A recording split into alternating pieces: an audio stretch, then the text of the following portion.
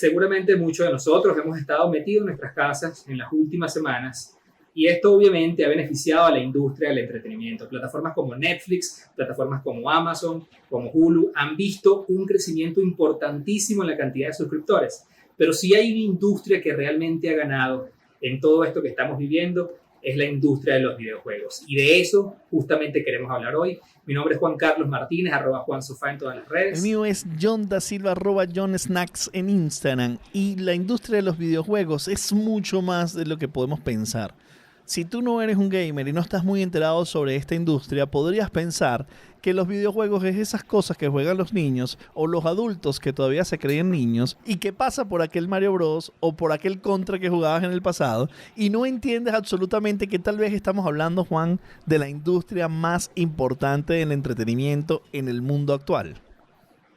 Es que yo creo que para ponerle en contexto, para que pongamos en contexto la industria de los videojuegos hoy en día, como negocio, cuando tú combinas el negocio que deja la NBA, la Liga de Béisbol, la NFL, la NHL, combinas todas esas industrias, no representan todavía la mitad de los ingresos que generó la industria de los videojuegos en el 2019. Una industria de 170 billones de dólares en el 2019 y que ya se proyecta que este año incremente por lo menos en un 30 o un 35%. Entonces podemos decir que si hay una industria que no es un juego, es la industria de los videojuegos.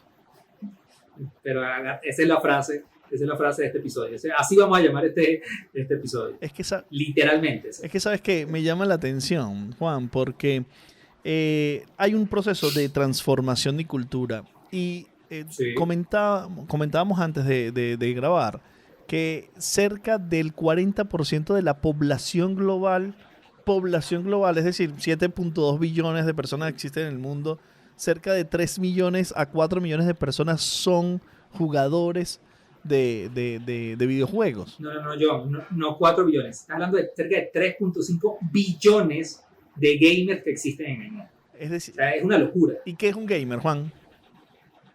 Lo que pasa es que yo creo que es importante destacar porque a veces una de las cosas que ha hecho que esta industria crezca muchísimo fue obviamente la llegada de los celulares. Sí. Porque hace 10 años, para tú ser un gamer, tenías que tener una consola, llámela Xbox, llámela PlayStation, llámela Nintendo, lo que quieras. Pero cuando hablamos de gamer, si tú alguna vez en tu vida has jugado Candy Crush en tu celular, tú le sumaste números a la industria del gaming. La industria mobile en el mundo del juego creció muchísimo cuando obviamente todas estas plataformas lo que hicieron es que cada persona hoy en día tiene una consola de juegos en su mano. Eso por un lado.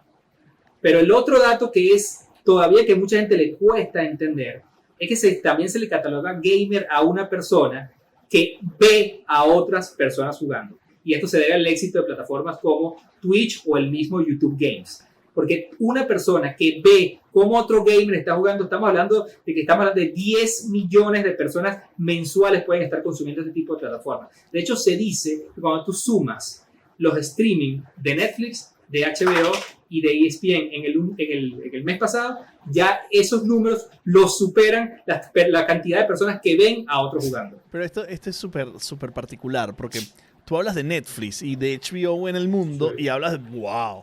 O sea, son dos super players de audiencias, dos grandes plataformas. Pero luego no se entiende en la industria de la comunicación y de los negocios ese poder que tienen los videojuegos. Porque, a ver, uno pensaría, oye, sí, los videojuegos es importante, hemos visto algunos crecimientos de los videojuegos, están los e-games, hay una gran cantidad de innovaciones alrededor de ellos, pero no tiene la dimensión de cuando tú te dices los canales de streaming de televisión, de películas, de series. Es decir, no tiene esa envergadura para los no jugadores. ¿A qué sentimos que puede ser este efecto? Porque no vemos una industria, tanto comunicacionalmente hablando, como publicista, como de noticias, tan fuerte en el mundo de los juegos. Parece ser mucho más orgánica y más de culto.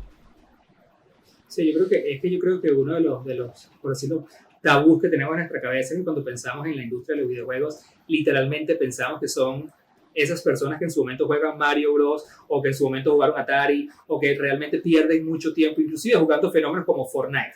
Pero la industria de los videojuegos realmente es la industria que hoy en día está redefiniendo la manera en que se cuentan historias. O sea, tú puedes poner un fandom de la gente de Star Wars, pero tú tienes hoy en día 30, 50, 80 juegos que son culto. O sea, porque el mundo de los videojuegos, una de las cosas que ha logrado como ampliar es la manera en que se viven historias.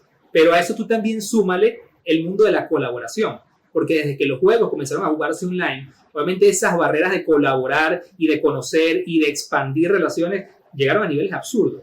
Cosa que, por ejemplo, nosotros cuando yo jugaba Nintendo, cuando jugaba Atari, eso no existía. Era un acto muy, muy personal. Pero ahora cuando tú hablas de jugar, cuando tú hablas de videojuegos, es un acto que hoy en día es considerado un acto social. Es una actividad totalmente social y a eso le sumas la capa de hoy en día los mejores guionistas de Hollywood se están migrando a la industria de los videojuegos para escribir historias que realmente al final es lo que termina vendiendo todo. Y tú tienes una película de repente, no sé, como Avengers, que pudo haber costado hacerla 200, 300, 500 millones de dólares, pero luego cuando tienes un juego como Red Dead Redemption que costó 700 millones de dólares hacer, entiendes las dimensiones de la industria. Y yo quisiera hablar un poco sobre cuáles son los modelos de negocio que tiene la industria. La industria de los juegos tiene modelos asociados a, obviamente, la venta de las licencias de los juegos, pero desde que existe la posibilidad del streaming y desde que salió Twitch como gran plataforma de streaming para videojuegos, se han crecido otros modelos. Y uno de los que más me detonó a mí la cabeza son los modelos comerciales que existen dentro de los juegos atribuidos a assets digitales o digital goods.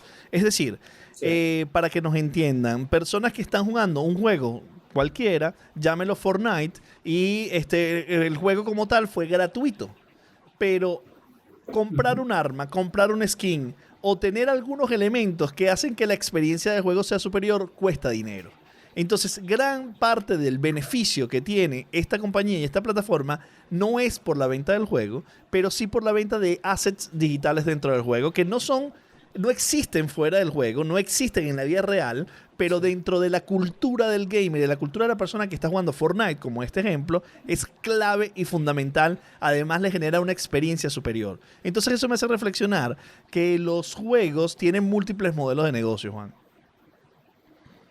Y ese que tú comentas, John, que además se le conoce como el mundo de las microtransacciones, realmente yo considero que es uno de los fenómenos que ha transformado esta industria en los últimos 5 años, porque en la vida misma todos nos queremos diferenciar del resto, todos queremos tener nuestra propia personalidad, y eso realmente se está traduciendo en el mundo de los videojuegos. Promedio un juego puede costar, cualquier consola puede costar 60, 50, 60 dólares. Muchos de los grandes fenómenos de juegos hoy en día que se están jugando en esa plataforma son gratis. Pero realmente el negocio está en el tema de la personalización, en que yo me quiero diferenciar de los demás, yo quiero vestirme diferente, yo quiero tener un color de mi cabello diferente, y todo eso se paga. Y tú dices, bueno, pero ¿cuánto cuesta? Cuesta $0.99, cuesta $1, pero cuando tú ves los inventarios que las personas tienen, es como el closet de tu casa. Tú tienes 70 camisas, 50 pantalones, y literalmente eso se está traduciendo en los juegos digitales. Claro, Juan, porque es un negocio de volumen. O sea, imagínate el tamaño de esa industria, es un negocio realmente de volumen. Porque si estamos hablando que su base potencial son 3 billones de usuarios, es decir, 0.50 de 3 billones de usuarios es un dinero insólito. Entonces hay muchísima gente allí, obviamente muy fragmentado, porque la fragmentación de los juegos es brutal. Hay juegos desde todo tipo y un gamer de un tipo de juego no juega otro tipo de juegos. Pero ahí vamos a poder poner inclusive los eSports, que es una de las grandes tendencias de los últimos años, que ya vamos a hablar un poco más de eso. Sí. Pero también de juegos como el póker, por ejemplo, que son juegos que son probablemente no son deportes, no es juego en línea, pero su versión en línea los hace parte. Es decir, si yo soy jugador de póker online, soy parte de los gamers.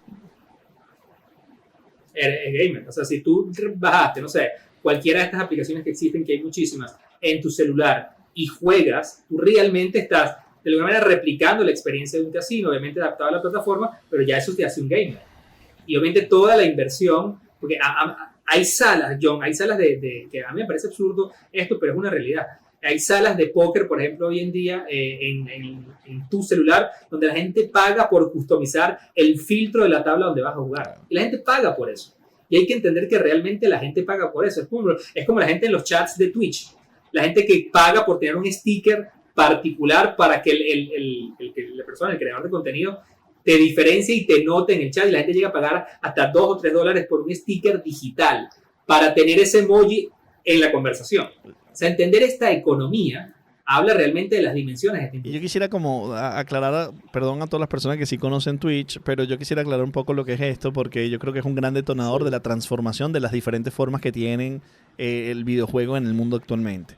Twitch es una plataforma de streaming, piense usted que es como YouTube, tal cual, pero dedicado a la transmisión en vivo de personas que están jugando. En verdad Twitch es para el streaming, para transmitir en vivo, pero donde está su core fuerte. Así nació como una plataforma de streaming para gamers, pero obviamente hoy en día se utiliza para todo, pero mantiene su core gamers. Sí, eso está dentro de la cultura del gamer. Y la idea es que si yo me voy a poner a jugar cualquier videojuego, voy a ponerme a jugar Fortnite, por ejemplo, yo me transmito en vivo mi sesión de juegos. Y a partir de allí, de esa visión de transmitir mientras yo estoy jugando, se creó una nueva cultura. ¿Cuál es esa nueva cultura? Primero, la cultura de gente que ve a otro jugador jugando para entender cómo se zafa de las cosas, cómo enfrenta tales conflictos, cómo avanza tal cosa, pero a su vez para acompañarlo y para crear retos. Entonces se ha creado una subcultura. Ejemplo, hemos visto en Twitch gente que dice, bueno, yo voy a jugar 22 horas corrido tal juego y voy a transmitir durante 22 horas.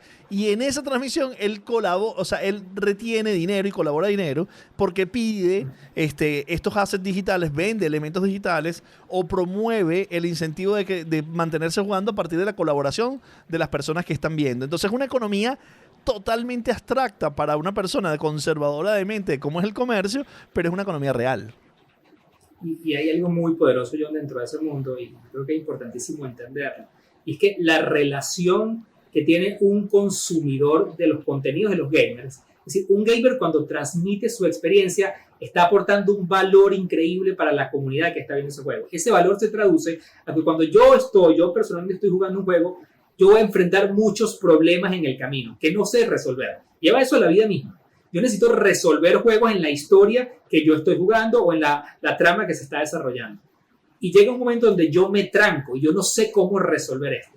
Eso es a lo que se dedican las personas que realmente transmiten los streaming de juegos. De alguna manera esta persona te está ayudando a resolver los problemas que tú estás enfrentando en tu vida digital. Y eso quiere decir que la conexión emocional que tiene esa audiencia con ese creador de contenido es superior. Tanto así que se dice que la generación Centennial tiene una aceptación increíble por los gamers cuando trabajan con marcas. Es la primera generación que no siente rechazo con las marcas porque realmente entienden cómo estas marcas están haciendo que esta persona siga realizando el trabajo que está haciendo, que a mí me ayuda a resolver mis problemas. Esa conexión emocional tiene otras características. Y ahí hay haces mención de una evolución de cómo las generaciones perciben y transmiten, pero es importante decir, Juan, que a veces uno tiene el default de pensar que el gamer es un chamo. Y la base de personas, si estamos hablando que el 30 millones de la población mundial consume videojuegos, estamos hablando que no hay edad para los videojuegos. No hay edad para nada. Y eso es un camino. Un dato matador es para construir sobre ese punto, John. O sea, se dice que en el mes pasado, más del 40% de la población adulta de los Estados Unidos se sentó a jugar videojuegos. Y luego, Juan, eso me da una visión de que en el mundo hay divisiones, por ejemplo, del diseño gráfico, que ya se entiende que parte de los escenarios creados en algunos juegos es arte. Y está dimensionado con la capacidad de una visión arquitectónica, una visión de diseño de interiores, una visión totalmente de construcción, donde ya vamos a ver la consideración de esto como piezas únicas de estilo de arte moderno, que es la construcción de escenarios en los videojuegos. Dentro de los videojuegos, John, hay algo que se conoce como los engines, o sea, los motores con que las personas que hacen los juegos desarrollan los escenarios, la manera en que se producen las estéticas de los juegos. Hay dos motores muy famosos, Unreal y hay uno que se llama, no recuerdo, Unreal es como uno de los más famosos. Ayer leía que por esto que está sucediendo en la pandemia mundial, Disney ya está considerando usar Unreal, que es uno de los motores para diseñar escenarios de los videojuegos en sus próximas películas, para sustituir inclusive el proceso de efectos especiales en la creación de escenarios. Van a apelar a la tecnología que se está desarrollando por hace muchísimos años en el mundo de los juegos. Es decir, todo ese mundo estético, toda esa lógica de procesos que se viene usando por muchos años en los videojuegos, se va a comenzar a ver en la industria del cine ahora. para diseñar escenarios, efectos especiales, etcétera, etcétera. Ok, vamos a construir un hilo sobre lo que estamos hablando. Estamos hablando de que la industria del videojuego es mucho más grande de la que todo el mundo supone y mucho más importante que industrias que reconocemos, por ejemplo, como puede ser el cine, como puede ser algunas ligas de deporte, y que está teniendo un impacto muy importante en los usuarios porque está sufriendo una transformación que viene desde la idea de llevar al mobile los juegos, tener en los juegos en los celulares, pero también en la idea del streaming y cómo la transmisión de los juegos aportó nuevas personas al mundo del gamer,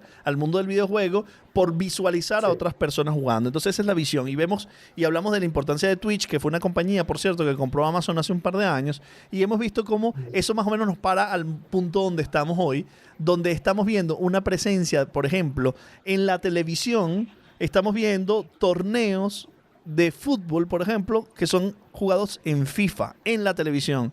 O estamos viendo en la televisión NASCAR, una carrera de autos jugados en videojuegos por pilotos reales, o FIFA jugado por jugadores reales, transmitidos en televisión para que la gente los vea. Sí, es que si nos vamos al escenario y a un mundo donde ahora la distancia social va a ser como una regla muy importante en la vida de ahora en adelante, estas plataformas cobran, o sea, su mayor protagonismo y van a vivir su mejor momento. O sea, ¿cuándo tú te imaginaste, John, ver un partido de fútbol en televisión abierta de la Liga Española, donde el jugador que estás viendo no es de verdad, pero quien lo está controlando es Cristiano Ronaldo desde su casa? ¿Cuándo te pasó por la cabeza que eso iba a pasar? Y que además, eso estaba a años luz todavía. Y que además el narrador, Ibai Llanos, se ha convertido en un total celebrity del mundo de los eSports y respetado y considerado por los verdaderos jugadores, y ha crecido como una de las personas más influyentes naciendo de Twitch, de narrar fútbol en Twitch. Yo hace 10 años alguien me dice, mira, John, dentro de 10 años el fútbol se va a jugar en un videojuego y se va a transmitir en televisión, y una de las personas más famosas va a ser un narrador un narrador que narra el fútbol en los videojuegos. Yo te voy a decir, brother, deja de... Estás loco. Sí, estás loco.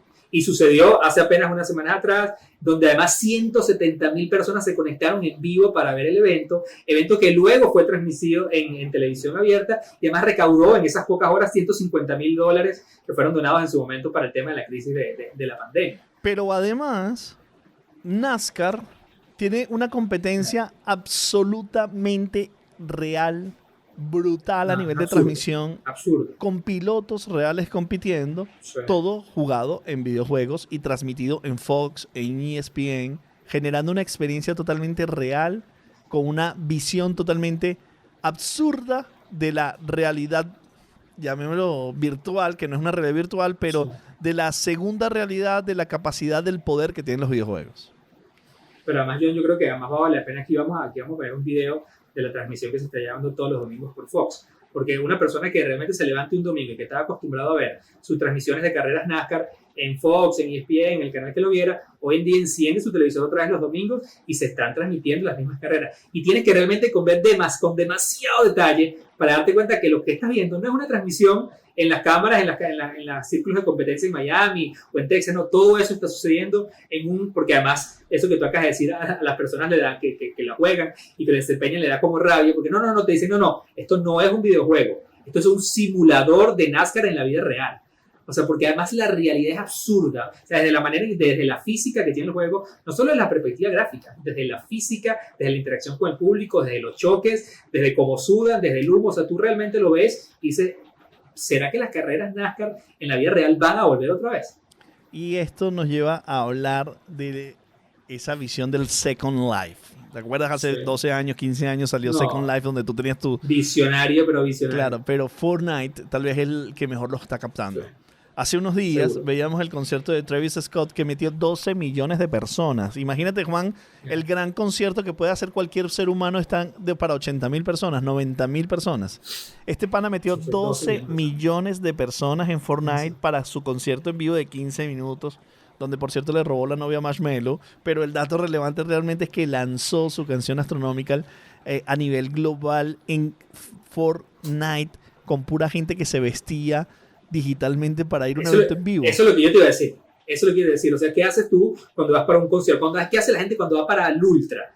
Gasta un platanal en la pinta que se va a poner porque tú te quieres diferenciar. La cantidad de gente que ese día gastó dinero en la ropa virtual para diferenciarse y para asistir al concierto de Travis Scott en Fortnite, la suma es dinero astronómica. Entonces, yo le digo eso a mi mamá y me dice, no entiendo de qué me estás hablando. O sea, no entiendo. ¿Qué me estás diciendo? Y mientras nos estamos grabando esto, acaba de llegar la invitación para el concierto del 8 de mayo. Probablemente ustedes están viendo esto después, ya sucedió. Pero el 8 de mayo a las 9 de la noche va a estar deadmau5, Steve Aoki y Daniel Francis en un concierto en Fortnite, donde probablemente van a haber 12 millones de personas de nuevo viendo el evento. Es decir... Y yo creo que además lo decía al principio, yo creo que ya no se trata de la plataforma de los videojuegos. Yo creo que esto trasciende un poquito a el compartir y a vivir experiencias con otros de maneras diferentes, como lo hemos hecho en la vida, de la manera normal, pero con un set de reglas nuevas que buscan emular esas experiencias que toda la vida hemos tenido. Porque, a ver, mucha gente ha ido a conciertos de Travis Scott, de Aoki, pero ahora vivirlo de esta manera, hay ciertas reglas que yo quiero respetar, como el vestirme bien, pero además hay un set nuevo de interacciones que voy a tener que en la vida real no los tengo. Porque yo me puedo transportar de un lugar a otro, voy con 500 amigos, puedo quedarme 8 horas si yo quiero. O sea, hay una cantidad de cosas que hay que tener que le dan como otra capa de profundidad a las experiencias. Y eso me lleva, Juan, a pensar que otra capa totalmente distinta tiene que ver cuando me pongo un casco de realidad virtual. Porque un casco de realidad virtual para jugar, o inclusive para ver películas o para ver cine, pero estamos hablando de videojuegos, para jugar, me lleva a un escenario totalmente nuevo para la mente. Y ya hay un gran terreno caminado sobre esto. Ya hay muchos juegos de realidad virtual que son asombrosos. Pero ya no ahora se trata del juego, ahora se trata de la experiencia también. Cuando yo me pongo un casco de realidad virtual, lo que estoy jugando y cómo físicamente tengo que reaccionar, porque no es un tema simplemente estacionados fríos, sentados, sino físicamente tengo que reaccionar a esas situaciones que me está presentando el juego de realidad virtual y mi cerebro entiende que está allí jugando. Y un dato que contribuye, tú que particularmente además eres jugador de póker, pero a muerte. Perdedor de póker. En las últimas 4 o 5 semanas he estado como visitando muchas salas. De hecho, la gente de PokerStars lanzó su sala en Oculus, que es el casco de realidad virtual de Facebook. Y hace 6, 7 meses, eso no lo lanzó hace 4 semanas, lo lanzaron hace más de un año. Y cuando tú entrabas a estas salas de póker, primero la experiencia es extremadamente real. No eres un simple avatar, es la manera en que mueves tus manos, es la manera en que la gente se siente en las mesas, la manera en que realmente puedes ver solamente tus cartas y si estás como espectador puedes darle la vuelta a las mesas y te saca. O sea, es realmente la experiencia. Pero a mí lo que me llama la atención es que en un año estas salas ya existían, pero no habían evolucionado mucho. Hace 5 o 6 semanas, cuando tú asistías por ejemplo, a las salas de PokerStars en realidad virtual, había unas 30, 40 salas y generalmente todas tenían 5, 8, 10 personas. Hace 2, 3 semanas, ese número empezó a incrementar y por ejemplo te cuento mi experiencia de hace 2 noches que me metí en el casino de PokerStars en Oculus y había 1.300 salas y todas llenas. Todas llenas, donde no había espacio para sentarse. Y a mí lo que me parece bizarro de esto es muchas marcas que ya están entendiendo el potencial de estas plataformas, que ya ven la cantidad de audiencias y de personas que están visitando estas plataformas y comienzan a sacarle provecho. Mira es que esto puede sonar muy bizarro, pero mira esto que pasó hace 2 días cuando visité una de estas salas. Veía que la gente, no solamente los que están jugando en las mesas, sino hay mucha gente de espectadores, comienzan a pedir tragos virtuales, y se acercan los barman y te dan ofrecen trago y tú compras el trago. Y el trago pagado, donde cada trago te puede costar $0.50, hay tragos de $1.30, tú pagas tu trago. Entonces yo pensaba, la gente se gafa, la gente paga $1 por un trago que es virtual, pero la realidad es otra. La realidad es que la marca, que no voy a decir el nombre de la marca que está detrás de esto, cada vez que tú comprabas un trago en este casino virtual, en la vida física te llegaba un cupón de descuento para que luego tú compres y adquieras los productos de ellos en la vida real y te los manden a tu casa en este momento de que no puedes salir. Entonces ves el entendimiento de una nueva plataforma, ves oportunidades de consumo, además ves la oportunidad de dar una experiencia guau, pero además cómo incrementar tus ventas en la vida real. Una locura. O sea, este tipo de cosas todavía entenderlas es bizarro, pero está pasando hoy. Déjame meterle un piquete a esa locura también. Resulta ser que se hace la Liga Española de eSports con deportes jugando partidos virtuales, donde el Atlético de Madrid juega contra el Real Madrid, el Atlético de Madrid lo maneja un jugador del Atlético de Madrid, el del Real Madrid lo maneja un jugador del Real Madrid, lo transmite Ibai Llanos y viene William Hill, que es una casa de apuestas, y abre las apuestas al torneo. Es decir, una casa de apuestas profesional abre las apuestas para que tú digas el ganador de un torneo de videojuegos. Pero es brillante. Claro. O sea, a mí eso es aplauso de pie, porque es entender y adaptarme. Ya yo no tengo personas viendo el partido real donde yo lanzaba mis apuestas, bueno, ahora lo hago donde están las personas. La audiencia se movió para acá, ahora lanzo mi negocio aquí. Entonces, Juan, para ir cerrando ya simplemente nos asomamos así un poquitico sobre el mundo de los videojuegos. Sí. Pero quisiera reflexionar sobre la gran debilidad que le vemos a esto, que es cómo una industria tan importante, que tiene tantos millones de personas, que tiene una audiencia tan importante, cómo no tiene volcado a millones de anunciantes o millones de negocios paralelos construyendo comunicación, construyendo mensajes y construyendo negocios dentro de la industria. Porque si uno ve anunciantes dentro de los juegos, se ven elementos, pero no está volcada la masa de anunciantes a la proporción del tamaño de la masa de audiencias que tiene.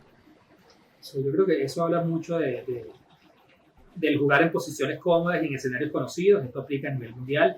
Pero hay un dato que yo creo que es el que le tiene que abrir los ojos a todo el mundo. Y es que si hablamos de una industria que puede generar 150, 180, 200 billones de dólares anuales, mucho más poderosa que el mundo de Hollywood, mucho más poderoso que el mundo de los deportes.